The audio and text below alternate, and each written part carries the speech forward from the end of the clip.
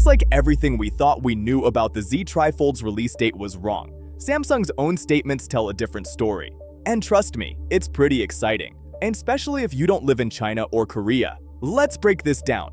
Until now, leaks pointed to a September 29th launch alongside Samsung's first XR headset.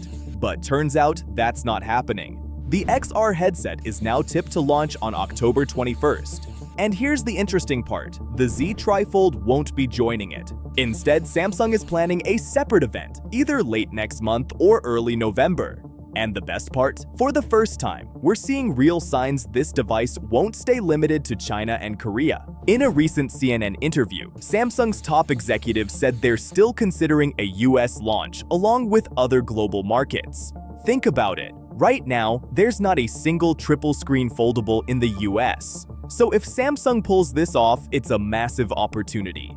Not just to be first, but to go straight after Apple's iPad market. See, Samsung has always marketed the Z Fold as a tablet and a phone in your pocket.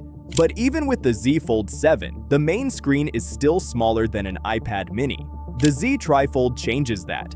This thing unfolds into a 10-inch screen, much closer to Apple's tablet experience. Samsung's executives even pointed out that foldables attract twice as many non-Samsung users compared to their regular flagships. That's a big deal because in the US, Apple dominates. So yeah, the Z Tri-Fold could absolutely tempt iPad users, but here's the thing. Samsung really needs to nail the S Pen.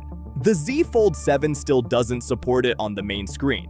And if this new 10-inch panel on the Tri-Fold doesn't support the S Pen either, honestly, I don't think it'll shake the iPad market as much as Samsung hopes. But beyond pulling iPad users, the Z Tri-Fold has a massive chance to be a hit. Last year, Huawei's Mate X-T was a success, even though it wasn't sold globally and it shipped without Google services. Spec-wise, Samsung confirmed they don't want to just recycle the Fold 7 experience in a slightly new form factor.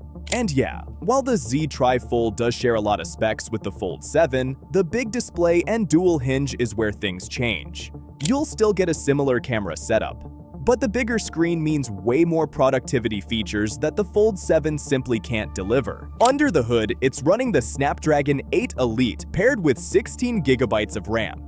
That's serious power, enough to rival Samsung's own premium tablets. The Z Tri-Fold will be a bit thicker and around the same weight as the Mate X-T. But what really makes the Z Tri-Fold stand out compared to the Mate X-T is the secondary cover display. That extra screen means the pricey 10-inch display stays safe from scratches and accidental drops, something the Mate X-T can't do. And timing matters here. The foldable market is heating up fast. Apple is rumored to launch its first foldable next year. But if Samsung actually makes this a global release now, they could lock in Apple users early. And don't forget, Samsung still has surprises lined up for the Z Fold 8 too. Tap here to see why Apple should definitely be worried. This is Techtics, and I'll see you there.